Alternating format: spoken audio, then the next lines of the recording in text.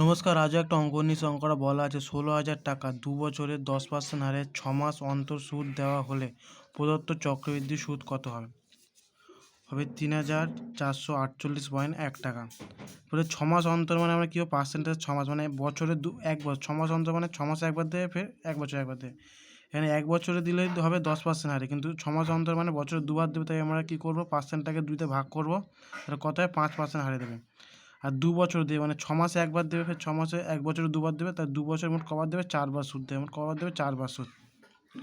সূত্র মানে কি, মানে শুধু আসল মিলিয়ে P into 1 plus R by 100/4, মানে 4 বার দেবে 4, তা ১৬,০০০ ইন্টু 1 প্লাস 5-এর 100/4, মানে কী করবো 5 দিয়ে কেটে দেবো, 5 একে 5, 5 কুড়ি 100, তা 20 একে 20, 20 একে 21, তাহলে কত হবে ১৬,০০০, আমরা 4 বার করে নিয়েছি 21/20, 21/20, 21/20, 21/20, তাহলে কী করেছি একটা দুটো তিনটে শূন্য কেটে দিয়েছি, 1 2 3টে শূন্য কেটে দিয়েছি, তাহলে 2 2 4, 2 8, তাহলে 8 দুগুণে কত হয় 16, 2 16, তাহলে তোমরা এমনি করবো 2 দিয়ে কাটতে 2 একে 2, 8 দুগুণে 16, ফের 2 একে 2, 4 দুগুণে 8, ফের 2 একে 2, 2 দুগুণে 4, তাহলে কত 2 একে 2, 10 দুগুণে 20।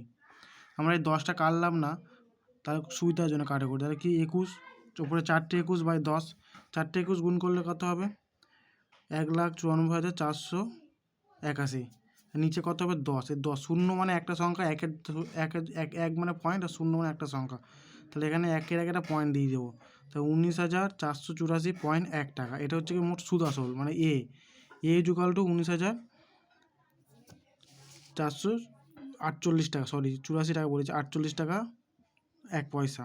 এটা হচ্ছে কি সুদ আর আসল মিলিয়ে। তাহলে সুদ কত মানে কি, আসল বিয়োগ করবো 19,448.1 টাকা থেকে মাইনাস ১৬,০০০ টাকা, তাহলে কত হবে 3,448.1 টাকা। এটাই উত্তর।